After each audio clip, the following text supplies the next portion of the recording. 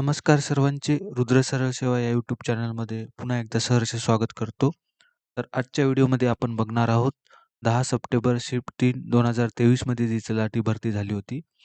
त्या भरतीमधले जे मराठी विषयाचे जे 25 क्वेश्चन आले होते, त्या 25 क्वेश्चनचा आपण आज ॲनालिसिस करणार आहोत. चला तर मग सुरू करूया आजचा पहिला प्रश्न. तर प्रश्न क्रमांक 1 आहे, "मनात मांडे खाणे" या वाक्प्रचाराचा योग्य अर्थ सांगा. त्याचे ऑप्शन्स आहेत. ऑप्शन नंबर 1 परवा करणे, ऑप्शन नंबर 2 मनोरंजन करणे, ऑप्शन नंबर 3 मनात पक्के ठरवणे, ऑप्शन नंबर 4 मनोराज्य करणे. तर याचं करेक्ट आन्सर आहे ऑप्शन नंबर 4 मनात मांडे खाणे म्हणजेच काय? मनोराज्य करणे. तर मनोराज्य करणे म्हणजेच काय? तर एकदम मनोरंजन करणे असं पण म्हणू शकतो आपण त्याला. मनोरंजन करणे किंवा हवेत मनोरे बांधणे, हवेत मनोरे बांधणे असा पण त्याचा एक अर्थ होतो किंवा आपण काय म्हणू शकतो त्याला, की कल्पनाविश्वात रमणे. कल्पनाविश्वात रमणे असं पण त्याला आपण म्हणू शकतो. कल्पनाविश्वात रमणे. तर त्याचं करेक्ट आन्सर आहे ऑप्शन नंबर 4 की मनात मांडे खाणे म्हणजेच काय? मनोराज्य करणे. त्यानंतर पुढचा प्रश्न, प्रश्न क्रमांक 2 साहित्य अकादमी पुरस्कार प्राप्त हरवलेले दिवस या आत्मचरित्राचे लेखक कोण आहेत? त्याचे ऑप्शन्स आहेत. Option number 1 Prabhakar Urdhwareshe, option number 2 Prabhakar Padhye, option number 3 Godavari Parulekar, option number 4 Goni Dandekar. तर याचं करेक्ट आन्सर आहे ऑप्शन नंबर 1 प्रभाकर ऊर्ध्वरेषे यांचं हरवलेले दिवस हे आत्मचरित्र आहे. तर प्रभाकर ऊर्ध्वरेषे यांचे दुसरे काही अत्यंत महत्त्वाचे पुस्तक आहेत, जे की परीक्षेच्या दृष्टिकोनातून अत्यंत महत्त्वाचे आहेत. तर हरवलेले दिवस हे त्यांचं आत्मचरित्र आहे. आई हे एक इंग्रजी अनुवादित त्यांचं एक पुस्तक आहे. त्यानंतर beyond the last blue mountain हे पण त्यांनी अनुवादित केलेलं आहे. त्यानंतर शृंखलाबद्ध प्रॉमिथ्यूस हे ग्रीक नाटक यांचं पण मराठीत त्यांनी अनुवाद केलेला आहे. त्यामुळे याचं करेक्ट आन्सर आहे प्रभाकर ऊर्ध्वरेषे ऑप्शन नंबर 1. त्यानंतर पुढचा प्रश्न, प्रश्न क्रमांक 3 उपाय करण्याआधीच त्रास नाहीसा होणे या अर्थाचा वाक्प्रचार शोधा. त्याचे ऑप्शन्स आहेत. ऑप्शन नंबर 1 साखर पेरणी करणे, ऑप्शन नंबर 2 तिखट मीठ लावून सांगणे, ऑप्शन नंबर 3 सुंठी वाचून खोकला जाणे, ऑप्शन नंबर 4 अंगाला हळद लागणे. तर याचं करेक्ट आन्सर आहे ऑप्शन नंबर 3 सुंठी वाचून खोकला जाणे. म्हणजेच काय? याचा ह्या अर्थाची म्हण आहे. तर या म्हणीचा अर्थ काय नेमका होतो, की विना अडथळा एखादं काम होणे, विना अडथळा अडथळा काम होणे, असं पण म्हणू शकतो त्याला आपण. त्यानंतर किंवा एखादी जी समस्या आहे, समस्या आपोआप सुटणे, या म्हणीचा अर्थ असा होतो. त्यामुळे त्याचा करेक्ट आन्सर आहे ऑप्शन नंबर 3 सुंठी वाचून खोकला जाणे. त्यानंतर पुढचा प्रश्न, प्रश्न क्रमांक 4 अंथरूण पांघरून हा समास ओळखा. त्याचे ऑप्शन्स आहेत. ऑप्शन नंबर 1 समाहार द्वंद्व, ऑप्शन नंबर 2 अव्ययीभाव, ऑप्शन नंबर 3 द्विगु, ऑप्शन नंबर 4 विभक्ती तत्पुरुष. त्याचं करेक्ट आन्सर आहे ऑप्शन नंबर 1 समाहार द्वंद्व. तर अंथरूण पांघरून हा समास समाहार द्वंद्व याचं करेक्ट आन्सर आहे. तर समाहार द्वंद्व समास कसा ओळखायचा नेमका? की पदाचा जो विग्रह करताना त्या पदांसोबत इतर पदार्थ पदार्थांचाही समावेश होतो. त्याला आपण म्हणू शकतो की समाहार द्वंद्व. जसं की चहा-पाणी आहे. त्याचं एक एक्झाम्पल आहे चहा-पाणी. तर चहा-पाणी म्हणजे फक्त चहा आणि पाणीच पितो का आपण?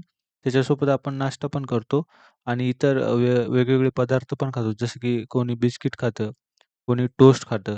तर त्यामुळे इतर पदार्थांचाही समावेश याच्यासोबत होतो चहा-पाण्यासोबत. तसंच भाजीपाला. तर भाजीपाला म्हणलं की सगळ्याच गोष्टी आल्या.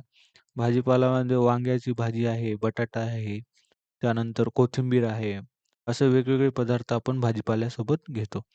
तसंच अंथरूण पांघरूण जो आहे, तर अंथरूण पांघरूण म्हणजे अंथरूण आणि पांघरूण फक्त आहे का? त्याच्यासोबत उशी आली, बेडशीट वगैरे आली, तर अशा इतर गोष्टींचा समावेश पण याच्यासोबत होतो. तर अशा समासाला आपण म्हणतो समाहार द्वंद्व समास. तर समाहार द्वंद्व समासामध्ये पदाचा विग्रह करताना त्या पदांसोबत इतर पदार्थांचाही समावेश होतो. त्यामुळे ऑप्शन नंबर 1 याचं करेक्ट आन्सर आहे. त्यानंतर पुढचा प्रश्न, प्रश्न क्रमांक 5वा. "वाह वाह, तू वाचून घेतलेस निवेदन." हे वाक्य आज्ञार्थी करा. त्याचे ऑप्शन्स आहेत. ऑप्शन नंबर 1, "तू निवेदन वाचून घे." ऑप्शन नंबर 2, "तू निवेदन वाचून घेतलेस का?" ऑप्शन नंबर 3, "तू निवेदन वाचून घेऊ नकोस." ऑप्शन नंबर 4, "तू निवेदन वाचून घ्यावेस." त्याचं करेक्ट आन्सर आहे ऑप्शन नंबर 1, "तू निवेदन वाचून घे." तर वाक्याचं काय करायचं आपल्याला? आज्ञार्थी वाक्य करायचं आहे. तर आज्ञार्थी वाक्य करताना आपल्याला माहीत पाहिजे की कसं करायचं आज्ञार्थी वाक्यात. तर आज्ञार्थी वाक्य म्हणजेच काय? ज्या वाक्यामध्ये आज्ञा केलेली असते, विनंती केलेली असते किंवा उपदेश केलेला असतो, त्या वाक्याला आपण म्हणू शकतो की आज्ञार्थी वाक्य आहे. तर आता ऑप्शन नंबर 1 मध्ये आपण बघितलं, तर "तू निवेदन वाचून घे." "तू निवेदन वाचून घे." इथं काय केलेली आहे? इथं काय केलेलं आहे? तर विनंती केलेली आहे, की "तू निवेदन वाचून घे." त्यामुळं हे वाक्य आपण आज्ञार्थी वाक्याचं आहे असं म्हणू शकतो. तर आपल्याला हे जे उद्गारार्थी वाक्य दिलेलं आहे, त्याचं आज्ञार्थी वाक्य आपण केलेलं आहे. त्यामुळे ऑप्शन नंबर 1 याचं करेक्ट आन्सर आहे. तसंच विद्यार्थी वाक्य कसं असतं, की विद्यार्थी वाक्यामध्ये कर्तव्य, योग्यता किंवा शक्यता वाक्यात किंवा इच्छा व्यक्त केली जाते. त्या वाक्याला विद्यार्थी वाक्य म्हणतो. आणि संकेतार्थी वाक्यामध्ये जर किंवा तर जर वाक्यात आले असतील किंवा त्या वाक्यामध्ये एक अट पूर्ण झाल्यावर दुसरे कार्य जर घडलेले असेल, त्या वाक्याला आपण संकेतार्थी वाक्य म्हणतो. तर आपल्याला या वाक्याचं आज्ञार्थी करायचं आहे. त्यामुळे याचं करेक्ट आन्सर आहे ऑप्शन नंबर 1. त्यानंतर पुढचा प्रश्न, प्रश्न क्रमांक 6वा. "रुक-रुक" या शब्दाचा समानार्थी शब्द शोधा. त्याचे ऑप्शन्स आहेत. ऑप्शन नंबर 1 आनंद, ऑप्शन नंबर 2 दुःख, ऑप्शन नंबर 3 टोचणी, ऑप्शन नंबर 4 नजर. तर याचं करेक्ट आन्सर आहे ऑप्शन नंबर 3 टोचणी. तर रुख-रुख या याचा समानार्थी शब्द शोधायचा आहे आपल्याला. त्याचे ऑप्शन्स आहेत. Option number 3 correct option Tochani. तर रुक-रुक म्हणजे काय? तर रुक-रुक म्हणजे आपण म्हणू शकतो त्याला खेद पण म्हणू शकतो किंवा चिंता पण म्हणू शकतो किंवा एखाद्याला चटका पण म्हणू शकतो. तर आपण बोलता-बोलता कधी-कधी म्हणतो की अ, तो गेला आणि रुख-रुख लागली म्हणजे तो गेल्यामुळे आपल्याला घराची रुख-रुख लागली. तर रुख-रुख लागली म्हणजे काय आपल्याला एकदम चिंता लागली किंवा अ, खेद झाला आपल्याला म्हणजे दुःख झालं असं आपण म्हणू शकतो. त्यामुळे त्याचं करेक्ट आन्सर आहे ऑप्शन नंबर 3 टोचणे. त्यानंतर पुढचा प्रश्न, प्रश्न क्रमांक 7. तीक्ष्ण या शब्दाचा विरुद्धार्थी शब्द शोधा. त्याचे ऑप्शन्स आहेत. ऑप्शन नंबर 1 दुधारी, ऑप्शन नंबर 2 तीर, ऑप्शन नंबर 3 धारदार, ऑप्शन नंबर 4 बोथट. तर याचं करेक्ट आन्सर आहे ऑप्शन नंबर 4 बोथट. हा सोपा प्रश्न होता. तीक्ष्णच्या जागी त्याचा विरुद्धार्थी शब्द आहे बोथट. त्यानंतर पुढचा प्रश्न, प्रश्न क्रमांक 8वा. पुढीलपैकी भाव कर्तरी प्रयोग कोणता आहे? त्याचे ऑप्शन्स आहेत. ऑप्शन नंबर 1 तो कपात चहा होत होतो. ऑप्शन नंबर 2 भारताने जागतिक प्रश्न सोडवले. ऑप्शन नंबर 3 आज लवकर उजाडले. ऑप्शन नंबर 4 तो सकाळीच मैदानावर गेला. तर आपल्याला भाव कर्तरी प्रयोग कोणता आहे हा ऑप्शनमधून ओळखायचा आहे. तर त्याचं करेक्ट आन्सर आहे ऑप्शन आहे आज लवकर उजाडले. तर भाव कर्तरी प्रयोगाची वैशिष्ट्य काय आहेत ते कसा ओळखायचा? जसं की भाव कर्तरी प्रयोगामध्ये जे क्रियापद असतं ते तृतीय पुरुषी नपुंसकलिंगी एकवचनी असतं आणि जो कर्ता असतो तर कर्त्याला ला, स, ना, ते असे प्रत्यय लागलेले असतात किंवा जर कर्म असेल वाक्यात तर कर्माला प्रत्यय असतो आणि जे क्रियापद असतं त्याच्या अर्थावर मुख्य भार असतो. जसं की आता या वाक्यामध्ये क्रियापद आहे उजाडले. उजाडले हे क्रियापद आहे आणि क्रियापद नेहमी कसे असतात भावकर्तरी प्रयोगामध्ये? हसणे, रडणे, जाणे, झोपणे. आता इथं क्रियापद आहे उजाडले. त्यामुळे आपण याला म्हणू शकतो की हे भावकर्तरी प्रयोगाचं उदाहरण आहे. त्यानंतर पुढचा प्रश्न, प्रश्न क्रमांक 9वा. पुढीलपैकी कर्मणी प्रयोग कोणता आहे? त्याचे ऑप्शन्स आहेत. ऑप्शन नंबर 1 सकाळी तो योगासने करतो. ऑप्शन नंबर 2 आज लवकर उजाडले. ऑप्शन नंबर 3 नागरिकांनी आपला परिसर स्वच्छ केला. ऑप्शन नंबर 4 शिक्षकांनी मुलांना शिकवले.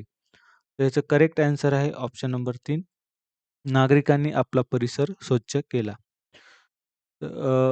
कर्मणी प्रयोग कसा ओळखायचा? तर कर्मणी प्रयोगामध्ये जे कर्म असतं ते प्रथमेत असतं म्हणजेच काय? कर्माला प्रत्यय नसतात आणि कर्त्याला प्रत्यय असतात. जसं की स्वच्छ करणारा कोण आहे इथं? स्वच्छ करणारे इथं नागरिक आहेत. म्हणजे काय हे वाक्याचा कर्ता झाला. आणि स्वच्छ केलेलं काय आहे इथं? स्वच्छ केलेलं परिसर आहे. हे वाक्याचं कर्म आहे. तर कर्म काय असतं इथं वाक्याला? कर्माला प्रत्यय नसतात. इथं जर बघायला गेलं आपण परिसर, तर परिसर हे अं, प्रथम येत आहे. त्याला प्रत्यय नाहीत आणि जे नागरिक आहे, नागरिकाला प्रत्यय लागलेले आहेत. म्हणजेच काय? कर्त्याला प्रत्यय असतात. त्यामुळे इथं आपण म्हणू शकतो, की हा कर्मणी प्रयोग आहे. ऑप्शन नंबर 3 याचं करेक्ट आन्सर आहे. त्यानंतर पुढचा प्रश्न, प्रश्न क्रमांक 10वा. आपला तो बाब्या रिकामी जागा ही म्हण पूर्ण करा. त्याचे ऑप्शन्स आहेत. ऑप्शन नंबर 1 दुसऱ्याला अपशकुन. ऑप्शन नंबर 2 तरी त्याचा पीळ जात नाही. ऑप्शन नंबर 3 आपणास दिसत नाही. ऑप्शन नंबर 4 दुसऱ्याचे ते कार्टे. तर याचं करेक्ट आन्सर आहे ऑप्शन नंबर 4. तर आपला तो बाब्या दुसऱ्याचे ते कार्टे अशी ही म्हण आहे. त्यामुळे याचं करेक्ट आन्सर आहे ऑप्शन नंबर 4. त्यानंतर पुढचा प्रश्न, प्रश्न क्रमांक 11वा. प्रमाण लेखनानुसार अचूक शब्द कोणता आहे? त्याचे ऑप्शन्स आहेत. ऑप्शन नंबर 1 विक्षिप्त, ऑप्शन ऑप्शन नंबर 2 विक्षिप्त, ऑप्शन नंबर 3 विक्षिप्त आणि ऑप्शन नंबर 4 विक्षिप्त. तर शुद्ध लेखनानुसार म्हणजे काय म्हणू शकतो? शुद्ध लेखनाचं हे प्रश्न आहे, की विक्षिप्त शब्द कसा लिहिलेला पाहिजे? तर विक्षिप्तची जी वची वेलांटी पहिली आहे, जे क्ष आहे, क्षची वेलांटी पहिली आहे आणि अ, विक्षिप्त अशा प्रकारे हा शब्द लिहिला जातो. वला पहिली वेलांटी, शीला पहिली वेलांटी आणि त. विक्षिप्त हा शब्द अशा प्रकारे करेक्ट लिहिलेला जातो. त्यामुळे ऑप्शन नंबर 3 याचं करेक्ट आन्सर आहे. त्यानंतर पुढचा प्रश्न, प्रश्न क्रमांक 12वा. राज्याच्या स्तुतीची गीते गाणारा या शब्दसमूहाबद्दल एक शब्द शोधा. त्याचे ऑप्शन्स आहेत. ऑप्शन नंबर 1 भाट, ऑप्शन नंबर 2 गायक, option number 3 Vasudev, option number 4 कीर्तनकार. तर पूर्वीच्या काळी जो राजे असायचे, तर त्या राजाची जी स्तुती करणारे दरबारामध्ये जे लोकं असायचे, त्या लोकांना आपण भाट म्हणतो. त्यामुळे ऑप्शन नंबर 1 याचं करेक्ट आन्सर आहे, भाट. त्यानंतर पुढचा प्रश्न, प्रश्न क्रमांक 13वा. जमीन या शब्दाच्या जोडीने येणारा शब्द शोधा. त्याचे ऑप्शन्स आहेत. ऑप्शन नंबर 1 बंगला, ऑप्शन नंबर 2 किल्ला, ऑप्शन नंबर 3 नदी आणि ऑप्शन नंबर 4 जुमला. त्याचं करेक्ट आन्सर आहे ऑप्शन नंबर 4 जुमला. जसं की आपण बोलता-बोलता म्हणतो जमीन जुमला. जमीन जुमला हे दोन्ही शब्द एकत्र आपण बोलतो. त्यामुळे याचा करेक्ट ऑप्शन आहे ऑप्शन नंबर 4 जुमला. त्यानंतर पुढचा प्रश्न, प्रश्न क्रमांक 14वा. अनिवार्य शब्दाचा समानार्थी शब्द शोधा. त्याचे ऑप्शन्स आहेत. ऑप्शन नंबर 1 फुलपाखरू, ऑप्शन नंबर 2 अतिशय, ऑप्शन नंबर 3 रोपे, ऑप्शन नंबर 4 हेवा. त्याचं करेक्ट आन्सर आहे ऑप्शन नंबर 2 अतिशय. अतिशय म्हणजेच काय? पुष्कळ पण म्हणू शकतो आपण. अनिवार्य म्हणजे तर त्यामुळे याचं करेक्ट आन्सर आहे ऑप्शन नंबर 2 अनिवार्य म्हणजे अतिशय.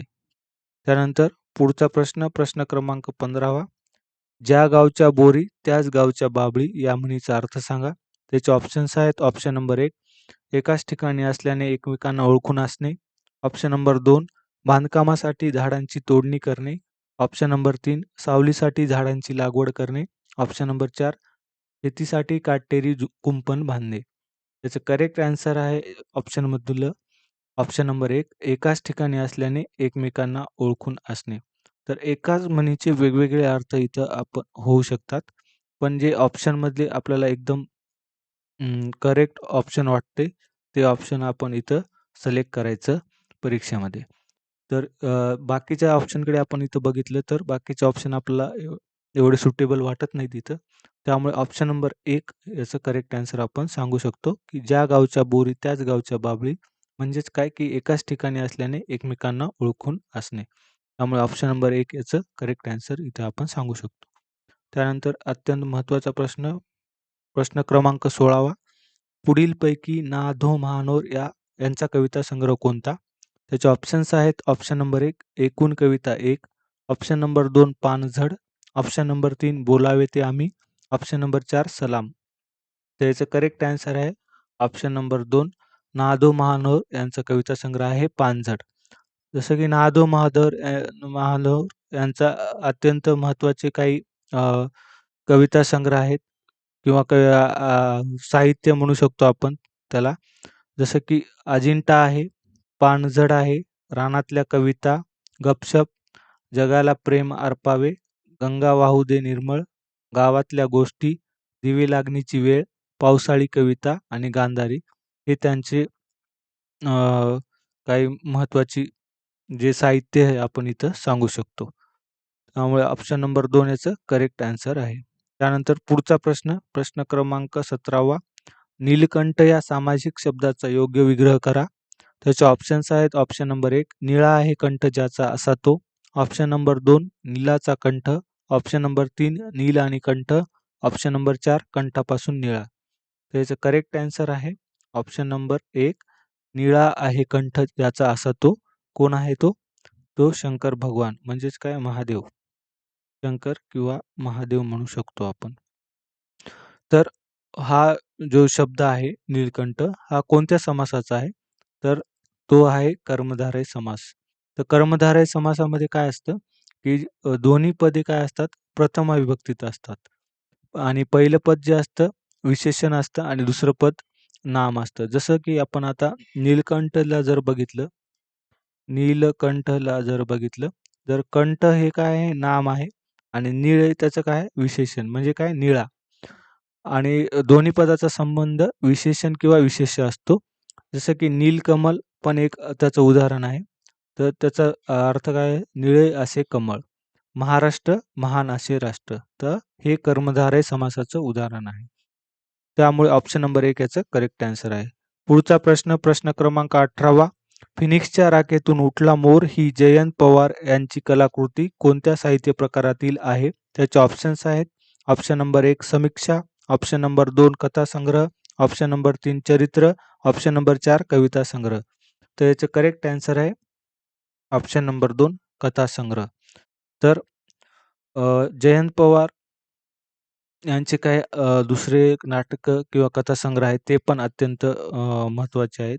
जसं की जयंत पवार यांची नाटकं अधांतर, माझं घर, काय डेंजर वारा सुटलाय, टेंगसेच्या स्वप्नात ट्रेन, वंश ही एक नाटकं आहेत जयंत पवारांची. आणि कथासंग्रह आहेत वरण भात लोणच्यानी कोण नाही कोणच्या, मोरी नींद नसानी होय, शेवटची फेरी हे कथासंग्रह पण अत्यंत महत्त्वाची आहेत. त्यामुळे याचं करेक्ट आन्सर आहे ऑप्शन नंबर 2 फिनिक्सच्या राखेतून उठला मोर ही जयंत पवारांचं कथासंग्रह आहे. त्यानंतर पुढचा प्रश्न, प्रश्न क्रमांक 19वा. पाण्यात राहून माशाशी वैर या म्हणीचा अर्थ सांगा. त्याचे ऑप्शन्स आहेत. ऑप्शन नंबर 1 खरी परिस्थिती लपवणे, ऑप्शन नंबर 2 ज्यांच्याबरोबर राहावे लागते त्यांच्याशी शत्रुत्व न करणे, ऑप्शन नंबर 3 स्वतः गुन्हा करून दुसऱ्याच्या नावाने ओरडणे, ऑप्शन नंबर 4 फार मेहनत करून राहणे.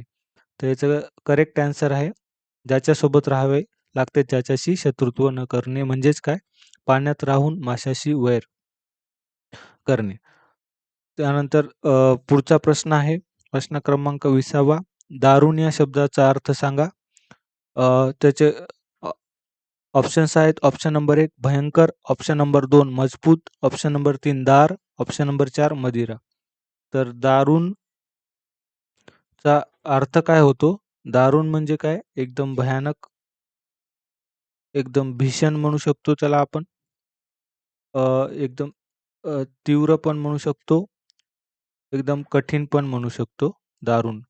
तर दारुण म्हणजे एकदम भयानक, भीषण, तीव्र किंवा कठीण म्हणजेच काय एकदम भयंकर पण त्याला आपण म्हणू शकतो. त्यामुळे ऑप्शन नंबर 1 याचं करेक्ट आन्सर आहे. पण हे जे दारू असतं, तर दारू म्हणजे काय? मदिरा. हा शब्द वेगळा आहे. दारुण आणि दारू. त्यामुळे ऑप्शन नंबर 1 याचं करेक्ट आन्सर आहे. त्यानंतर पुढचा प्रश्न, प्रश्न क्रमांक 21वा. सामान्य या शब्दाचा विरुद्धार्थी शब्द शोधा. त्याचे ऑप्शन्स आहेत. ऑप्शन नंबर 1 साधारण, ऑप्शन नंबर 2 अतिसामान्य, ऑप्शन नंबर 3 साधार, ऑप्शन नंबर 4 असामान्य. तर सामान्याचा विरुद्धार्थी शब्द शोधायचा आहे. एकदम सोपा प्रश्न आहे. तर त्याचं करेक्ट आन्सर आहे असामान्य हा त्याचा विरुद्धार्थी शब्द आहे. त्यानंतर पुढचा प्रश्न, प्रश्न क्रमांक 22वा. चंचल या शब्दाचा विरुद्धार्थी शब्द शोधा.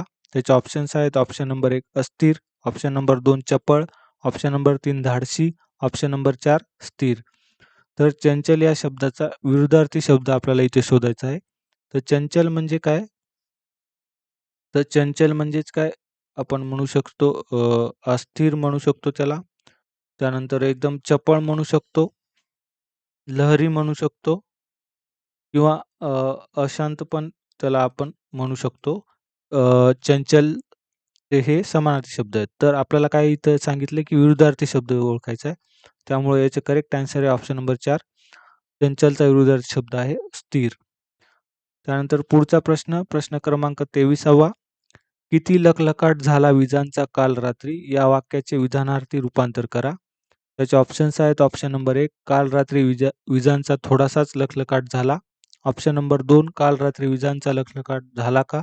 ऑप्शन नंबर 3 काल रात्री विजांचा लखलखाट नाही झाला. ऑप्शन नंबर 4 काल रात्री विजांचा जोरदार लखलखाट झाला. तर याचं करेक्ट आन्सर आहे ऑप्शन नंबर 4 काल रात्री विजांचा जोरदार लखलखाट झाला. हे आपण विधानार्थी वाक्य आपण इथे सांगू शकतो. तर विधानार्थी वाक्य म्हणजे काय? एकदम सिंपल वाक्य बनवायचे आहे आपल्याला. पण वाक्याचा जो अर्थ आहे तो नाही बदलला पाहिजे. जसं की आता ऑप्शन नंबर 2 मध्ये हे प्रश्नार्थी वाक्य आहे, त्यामुळे हे ऑप्शन तर कॅन्सलच होणार आहे. आणि काल रात्री विजांचा लखलखाट नाही झाला का? हे निगेटिव्ह वाक्य आहे, त्यामुळे हे पण नाही येणार.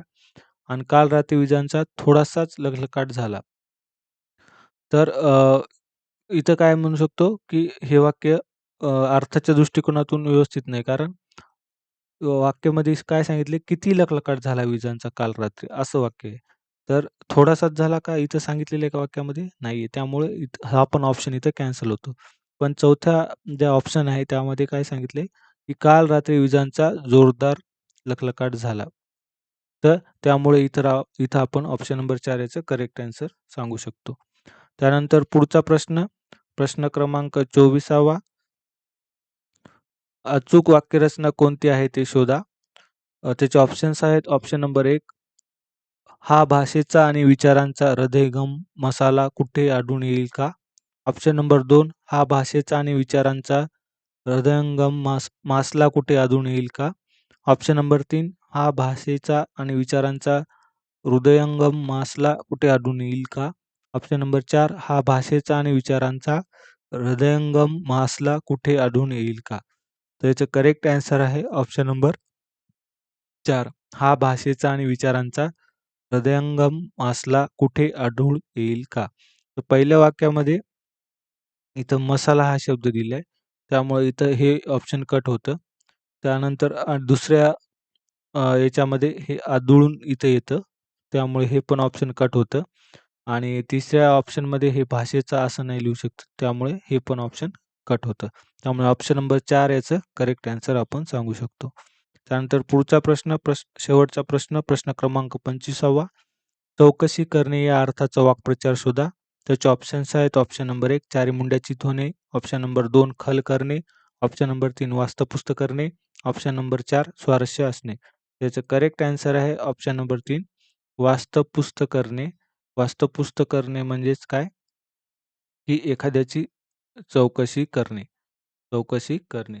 त्यामुळे करेक्ट ऑप्शन आहे ऑप्शन नंबर 3. तर अशा प्रकारे आपण या व्हिडिओमध्ये इथेच थांबणार आहोत. भेटूया पुढच्या व्हिडिओमध्ये. व्हिडिओ आवडल्यास नक्की शेअर करा तुमच्या मित्रमैत्रिणींसोबत. व्हिडिओला लाईक करायला विसरू नका आणि तुमचे काही जे सजेशन असतील ते कमेंटच्याद्वारे तुम्ही कळवू शकता. भेटूया पुढच्या व्हिडिओमध्ये. नमस्कार.